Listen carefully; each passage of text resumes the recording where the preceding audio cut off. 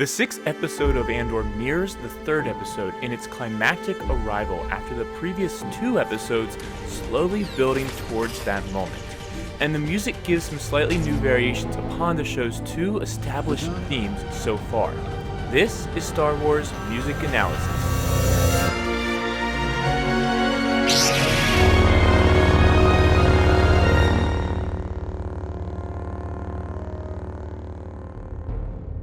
Do it. The opening titles utilize similar sounds to what we heard in Episode 2 with the half-step motion in the violin interrupting the main theme. This is the first time we've heard anything familiar. However, Britell continues to create new variations as the piano enters with these steady chimes. I immediately thought of a clock chime, and then the large, echoey clock ticking sound segued us into the opening scene of this episode. This sound effect and everything around us begins to let us know that the time is limited for these characters and foreshadows the impossible task that they must undertake. Andor's theme plays lightly underneath, which then transitions into the next scene. We next jump to the Imperials, and the motif that opens this scene was a great touch by Britell. It's the first measure of the Imperial Security Bureau's theme, which you can check out in the link above, but this time the strings play in a higher register and the theme is lighter as the third and fourth notes are shorter. I instantly envisioned this being part of a formal occasion, and the music begins to sound, for a moment, like some sort of Baroque dance. In this case, it would be similar to a gavotte, though I can also see a lot of similarities to the triple meter courant. In either case, it reflects the more tamed and cultured, but hypocritical personalities of the Imperial officers like the Corporal, and juxtaposes themes with their rebel counterpoints out in the wilderness. But the music immediately gets darker then as that bass drops by its characteristic major third as he begins casually talking about genocide. The attempt for this music to stay more elegant or refined in still a hypocritical way continues though as this flat 7 enters right here. We found the best way to steer them as we like is to offer alternatives. You put a number of options turning this chord into a dominant 7th that then resolves.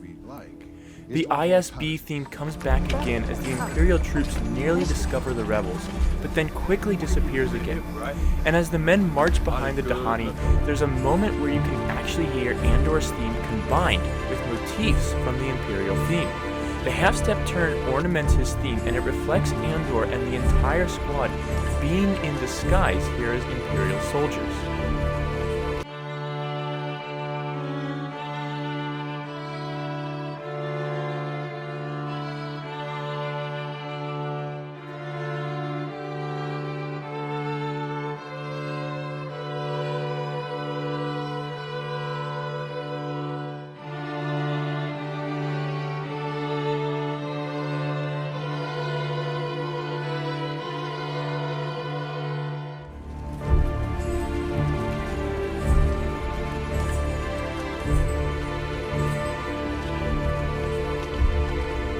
As the plan begins to get underway, the percussive music begins playing, slowly beginning the elevating tension that will continue to build. This effect is beginning to become a bit cliched for spy thrillers in my opinion, and because I grew up in the 90s, it always reminds me of GoldenEye. The drums transition between more industrial metallic sounds and more subdued membrane drums, reflecting the juxtaposition of the industrialized empire and the tribal Dahani. The drums begin almost entirely indistinguishable, but as the heist begins to unfold, the music continues to build. In addition, the wavering pitch bend returns as well, again reflecting that silent terror and dizziness of the moment. The Dahani are chanting in a traditional way. Most tribal chants are very simple in pitch. This one only uses 2 pitches and is repetitive, not needing to say much. Later though, other jubilations are added into the overall chant. As the rebels enter the vault, Andor's theme begins to work itself into the mix as well, the music and tension continuing to build. Britell does the stereotypical technique of modulating the music whenever he needs a way to keep the energy going without being too repetitive. The peaceful drones and chanting as the I begins perfectly resets the tension of the music and gives Bertel a chance to reset the music. And then we get to my favorite moment of music in this episode. As we switch to the Alhani Air Command, the music continues to build, but it's aided by the Imperial Klaxon siren as well, and this is such a cool touch by Bertel or the show's producers to include this in a way that actually goes with the music.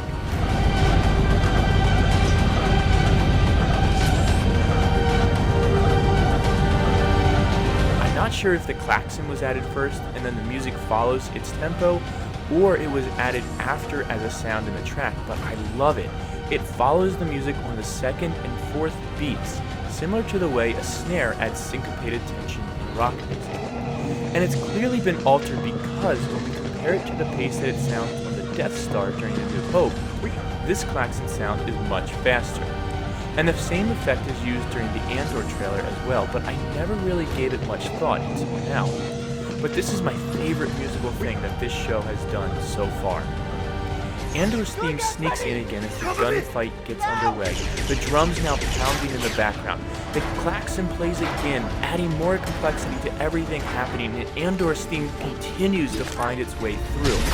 It's a breath of fresh air to hear high-energy music in this show, since so much of it has been low energy and depressing. But that's also been the show. But let me hear what you think. The show continues to offer very little in terms of groundbreaking music for the Star Wars universe, despite being solid, and I'm torn right now on how to feel about this. Tell me in the comments below and let me know if I missed anything. And before you go, don't forget to like this video and subscribe to learn more about the music of a galaxy far, far away. And as always, may the be with you.